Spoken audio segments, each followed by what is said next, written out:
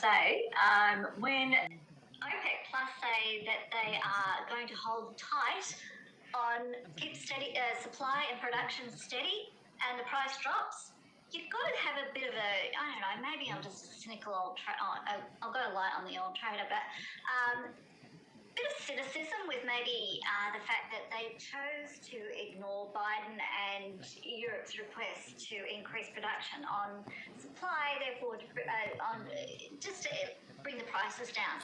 And they very politely said, actually, I don't think they're that polite about it. They just said, no, we're not going to do it. So as you can see, there's been a lot of nonsense over this last week. And despite what there should have been happening in the market, and we know there should have been a retracement from a technical point of view, and look at it, hey, we've got the retracement that we expected after a double top. It came down quite a bit of a way. Now, maybe a bit of market manipulation, and I'm not pointing any fingers at anybody, because we've seen perhaps China dump a little bit of stock when copper prices were getting a little out of control, and they felt the need to sort of like massage the prices. But maybe there's something that's happened here, because if you're trying to work out, you've got Cushing. Now, Cushing, just to explain, in Oklahoma, it is the largest storage facility for oil in North America.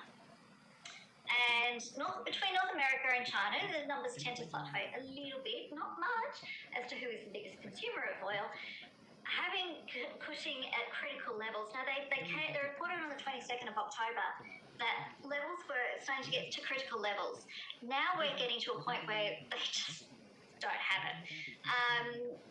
Also, an announcement this morning that I noticed in the press, it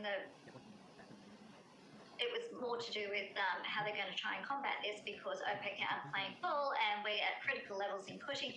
You would expect to see the prices of oil just go flying through the roof.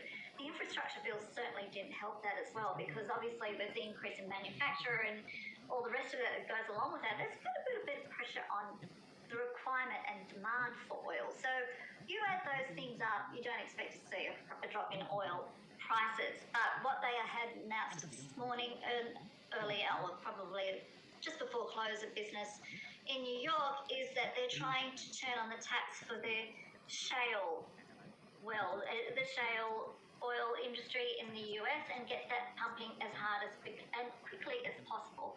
A lot of the wells that came offline with the hurricane and all the damage that was done a couple of months ago, apparently they're under a little bit of pressure to